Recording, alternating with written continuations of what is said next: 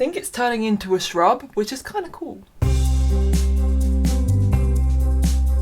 Today's video, I'm going to be doing my top autism books. I thought, why not combine autism, which is one of my sort of special interests, and books, which is definitely a special interest. By the way, not that anyone's ever gonna notice this, but I tend to put books here that I recommend. If you want recommendations, you're gonna have to zoom in.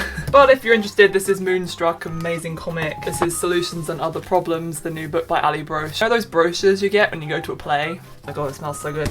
And then this is The Five, lent to me by my lovely boyfriend, about the Jack the Ripper murders. Actually, it's more about the women, because Jack the Ripper's been covered enough, so it's kind of feminist and it's awesome.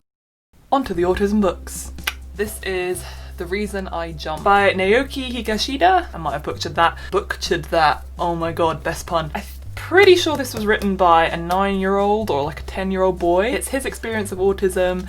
As far as I'm aware, he might have more like classic autism, I'm not entirely sure, but this is the first book people recommend when you want to read about autism, and it's extremely quick. It's like a day read, and it's structured in questions. And there's some lovely illustrations as well. It recounts his experience of being autistic. It's lovely. It's quite poetic actually. It gives you a good perspective of what it's like to be autistic, but it doesn't give you like a lot of facts or details. It's more of an overview, which I think is why it's always recommended. I might reread it soon. I can't remember if I've talked about this book on this channel before, but this is Explaining Humans by Dr. Camilla, which was recommended to me by my friend Susanna. Oh my god, this is amazing. It's so different from every other book about autism I've read, and look at this cover, I mean, and it's hardback, so it's like a library book, but one you actually want to read. You know, the part of the library with the books that you never pick up because they're like ancient? I would read this. Even though it's not ancient, it's really modern. What am I saying? She has ADHD and autism, I'm pretty sure, and she's obviously a doctor. And in this book, she combines science with her perspective on the world as an autistic woman and how that intertwines, and she uses a lot of diagrams and visuals. It's very, very interesting because I always I don't know if you can see that, I always visualize things as well, including things like using the wavelength, the color spectrum wavelength thing to like explain about sensory input. It's so smart. She's also an amazing human, and I follow her on Instagram. It isn't the easiest read if you're not into more science writing or you don't know a lot about science. This is The State of Grace by Rachael Lucas. This is a young adult novel about a young girl, I think she's about 13, and her special interest is horses, and she has a horse that she loves, I think. Falls in love with a boy. It's a White Stripes reference, sorry. And I think he also likes horses. I say fall in love, I mean it's young adult, they probably just have a crush on each other or something. And there's also a very memorable scene where she goes to a party and it explains how all the sensory issues are really like overwhelming her. Kind of the opposite of the other book in that it's less sciencey and much more fiction. I'll read the blurb, I don't know why I didn't do that for the other two, but Grace has Asperger's and her own way of looking at the world. She's got a best friend and a horse who understands her. That's pretty much all she needs. But when Grace kisses Gabe and things start to go wrong at home, the world doesn't make much sense to her anymore. Suddenly everything threatens to fall apart and it's up to Grace to fix it on her own. And the main quote at the top from the book says, "Sometimes I feel like everyone else was handed a copy of the rules for life and mine got lost. I've never related more, Grace." For all ages, this is a great book. Again, I might reread it because it was quite a quick read. You'll also notice that a lot of these books are about women on the spectrum. That's because I feel like women who are autistic are largely underrepresented in the media. I know I shouldn't really say on the spectrum, I'm sorry. And I think also because I'm a girl, it makes more sense to me. This one technically isn't a book about autism, it's a book about a girl who has, I think it's like agoraphobia or really extreme social anxiety. It says Audrey can't leave the house. She can't even take off her dark glasses inside the house. Then her brother's friend Linus stumbles into her life. With his smile and his funny notes, he starts to entice Audrey out again. I think she has very bad anxiety. The dark glasses part is quite interesting because obviously that's a sensory input issue. I kind of read that as being slightly like she might be a bit autistic, the character in this book. Oh, by the way, it's called Finding Audrey by Sophie Kinsella. I don't know if I even said that yet. Again, it's a young adult book, very accessible, light-hearted, but it's also, you know, an encouraging story. It's really scared and isolated, and then her slow coming out into the world. Right, this is a bit of a jump because this is a much more adult book. This is called Sex and the Single Aspie by Artemisia, but she wrote Aspergirls. I have read that, and that is an absolutely excellent book. Factual. I think it's a kind of Q&A format. It might not be. That's one of the first books people get recommended when they want to read about women with autism, and I do recommend it. It is really good. But for the purposes of this book, she changed her name. This is a one-of-its-kind book with very short chapters, basically about her experience. I'm not entirely sure if it's fact or fiction. It tells a story of moving to Italy, the kind of sexual encounters she has as a woman on the spectrum, which is really different. There are moments which are a bit, if you're not into like reading sex in books, you might not like this. It's a very rapid departure from every other book I've shown and every other book I've read, really. The men she meets don't really know how to make her feel like herself. Because she's autistic as well, the experience of sex is a very different one. I also just flicked through and I realised at the end of every chapter she has a rule. So it says rule 67, we need both light and shadow. I think there's more concrete rules as well. Something about this book when I was reading it frustrated me, but I can't remember what it was, so I think I'd have to reread it to remember. But for the most part it's a very vivid, different story, so I do recommend it. Okay, this one, everyone's probably heard of it because I love Matt Haig. He's a great author and he's a really good Twitterer. Is that the word? This is also not technically a book about autism, but ironically it kind of touches on a lot of the feelings of alienation, feeling like an alien, basically.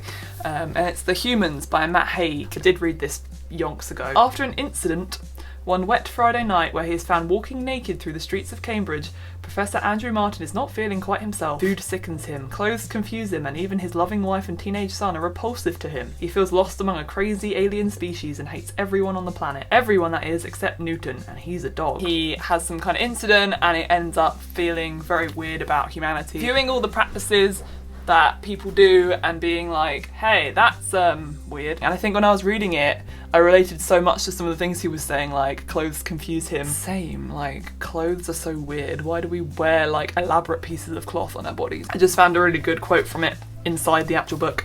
A human life is on average 80 Earth years, or around 30,000 Earth days, which means they're born, they make some friends, eat a few meals, they get married or they don't get married, feel a bit of regret, wonder where all the time went, know they should have done it differently, realise they would have done it the same, and then they die. But at ground level, the humans don't appear to spend their entire lives in a catatonic state. They do other things, like washing, listening, gardening, eating, driving, working. It just really draws your attention to the fact that humans don't really know what they're doing. But it also provides a uniquely outside perspective on the human experience that I think very closely reflects autism. So those are all the physical books I have, and I have read a lot of other books. Some of them are on my Kindle, which I might get actually. Oh, of course!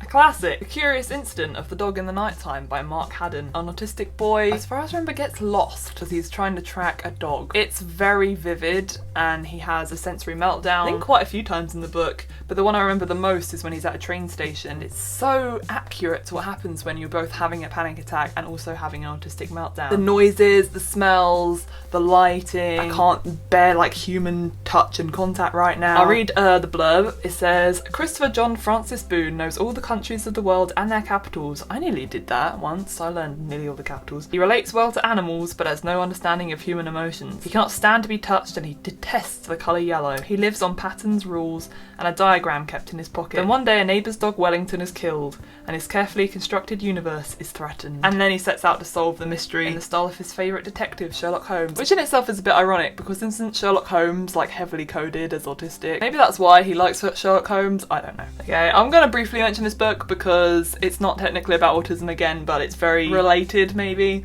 But it's called Quiet, The Power of Introverts in a World That Can't Stop Talking. I technically am an introvert, would you believe, with my silly Leo moon personality that comes out on camera. I prefer quiet, I prefer being on my own, and this book is a manifesto to accept introvert because the world is increasingly a very extroverted place. You get open plan offices which are really noisy and encourage social interaction. You get hired in group settings rather than one-to-one personal interviews, and a lot of that is just so unhelpful, particularly if you're autistic. I feel like although you could be an extrovert and be autistic, obviously a lot of the social anxiety and masking and the issues that come from those make you feel more quiet and introverted. It says, this book started the quiet revolution. In Quiet, Susan Cain argues that we dramatically undervalue introverts and shows how much we lose in doing so. Just gonna grab my Kindle. One sec, folks. So you know Rudy, Simone, not Ruby, I just realised, from earlier, who wrote Aspergirls. She's also written 22 Things a Woman with Asperger's Syndrome Wants Her Partner to Know. I don't remember if this is good or bad, but I think I remember it's very similar to Aspergirls, but it's a lot more of a relationship context and how to relate to a woman who's autistic. The girl with the curly hair. Of course. I've actually seen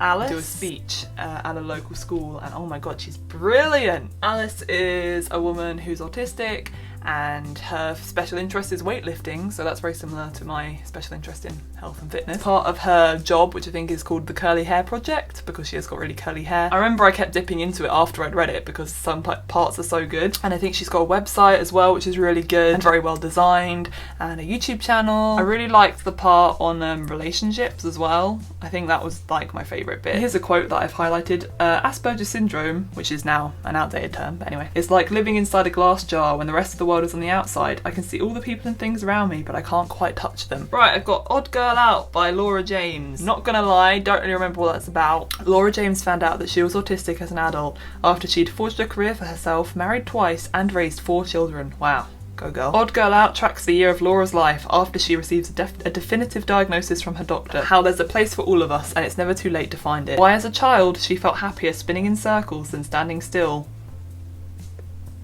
Same. I haven't read this, but I've downloaded a book called Everyday Aspergers by Samantha Craft. Through 150 telling journal entries, Samantha Craft presents a life of humorous faux pas, profound insights. The rest of the blurb were not open, so that's part of that. Right, me and my mum went to this, like a panel, but it was also kind of just a speech by this dude who wrote this whole book about neurodiversity called Neurotribes, and he's an amazing speaker. I think he was American, but his voice was so smooth, and I was like, I could listen to you forever. He's done a very, very thick book. It's like a big old non-fiction book called Neurotribes, The Legacy of Autism and the Future of Neurodiversity. He really delves into the nuances and positives of having autism, and I haven't read the book. I've apparently got 4% in, but to be honest that's probably like 100 pages because it is a very massive book. Thanks for watching. My name is Neve, and you can find anything recommended in the description because I like to make that description nice and long for you. Please subscribe if you found this interesting.